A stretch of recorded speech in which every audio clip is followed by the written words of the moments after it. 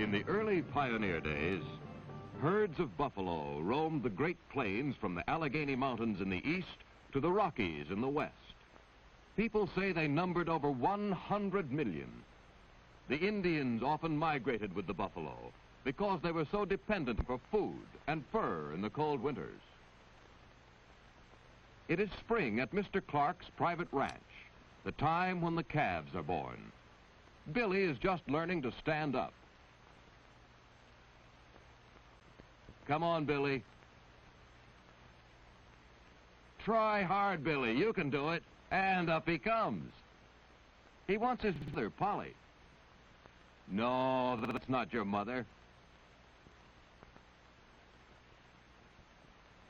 There she is. Billy is hungry and nurses often.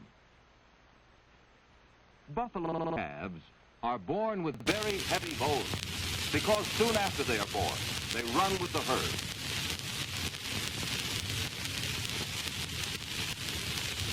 The long fur mane around Polly's neck and shoulders is permanent, but she sheds the rest of her coat each spring.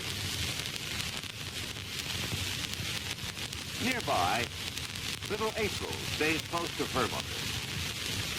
The two little calves look just alike, but their mothers can tell them apart. The cows are devoted mothers and are dangerous to be around if their calves are taken away from them.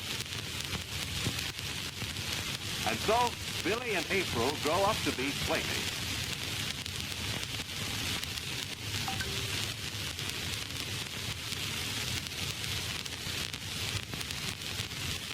Now that grazing is poor, the buffalo have 2 meals a day of grain and hay. They are cared for much the same as cattle on a modern ranch. George calls, "Hi, bull! Hi, bull!" And all the clumsy animals wend their way from the far corners of the ranch. George is careful to break the bales apart so that the buffalo will not hurt themselves by chewing the wires. Polly tries to eat, but the big bulls push the cows aside. Perhaps this is why the bulls live on an average 6 years longer than the cows. They are only nice to the cows during the spring mating season. At this time, the bulls have terrible fights. Little Billy looks confused.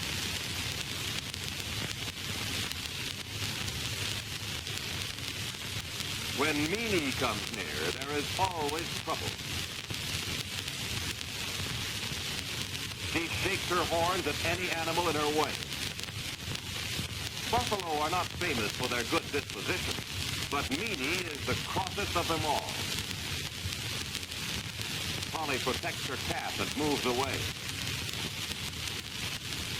After eating, they wander over to the clean trough. Buffalo, like cattle, spend many hours resting and chewing their cuds. The buckets of molasses are well liked by the buffalo. Meanie pushes a yearling calf away. Molasses helps build their powerful bodies. When King comes, all the cows get out of his way because he is leader of the herd. When King was sick, George cared for him, and so the big bull followed him. Buffalo are not tame and do not make good pets. They cannot be trusted because you never know what they will do. From their solid horns, the Indians made knives. From the horn tips, they made arrowheads. The heavy, massive head is backed by 2,000 pounds of power. King could easily push his head through a fence or wall. However, the buffalo in captivity have forgotten their wild ways and do not realize their strength.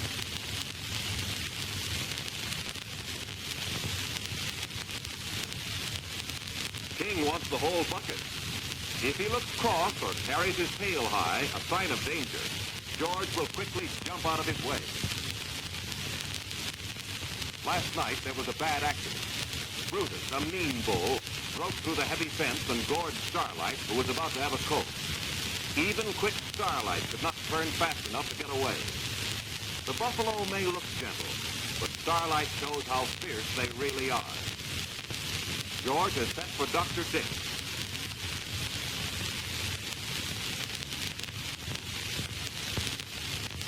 Starlight's wound healed with hardly a scar, and she had her fine coat. Ginger.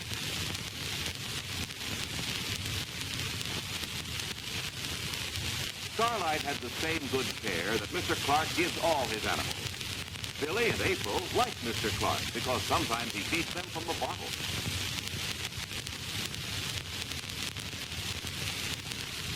They wander near the teepees that Mr. Clark made to show visitors the importance of the buffalo to the Indians.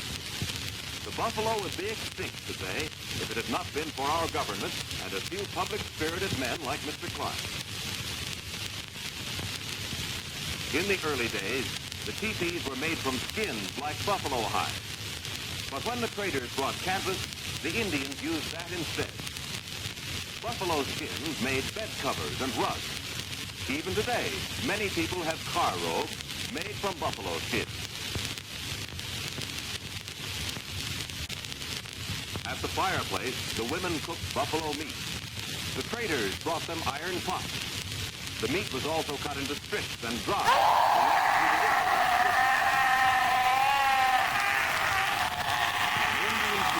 Push me Taha makes friends with Billy with the help of a lump of sugar. The chief lectures on his people and the Indian sign language. Billy is growing up. His golden brown coat is turning dark, and his horn buds are beginning to grow. Someday he may be king of the herd. Indian drums were treasured by the Indian tribe. The divisions on this drum stood for the men of the council. Polly watches. The chief demonstrates how they use the hatchet, the tomahawk, the bow and arrow. The tomahawk, with its hard head, was a deadly weapon. A necklace of elk teeth, the sign of the elk. The chief wears a necklace with a bear's foot. In his tribe, the medicine man wore this, and the Indians thought it had great healing power. It was handed down from father to eldest son. Another necklace of turquoise and silver. Long before the white man came, Indians fashioned jewelry from silver and copper. In this tribe, the medicine man wore a headpiece of buffalo fur and horns because the Indians believed he received his strength and healing power from the buffalo. The Indian sign for buffalo. In sign language, the chief says, "I am hungry. I want bread and meat."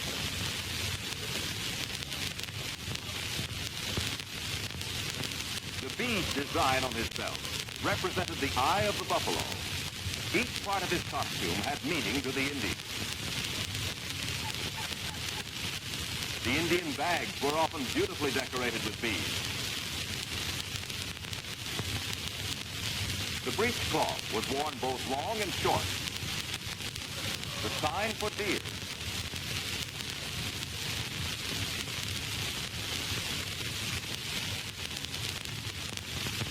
The heavy buffalo hide made soles for their moccasins.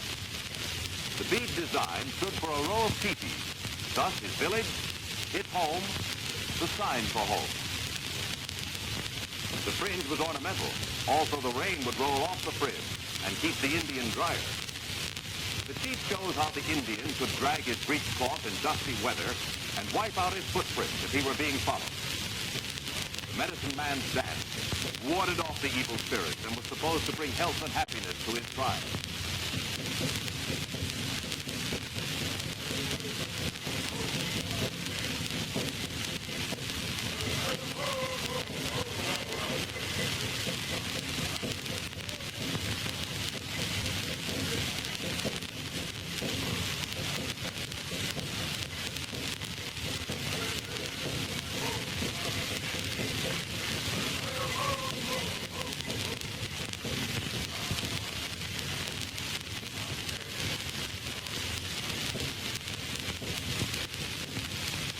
The medicine man tried to scare away the evil spirits.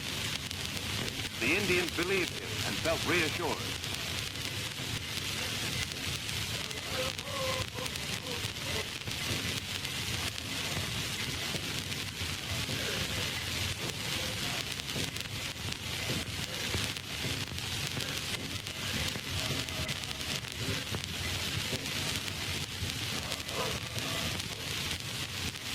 And as the Indian smoked his pipe of peace and prayed for the welfare of his people, he would add another prayer for the health of the buffalo, because they were so necessary to his way of life.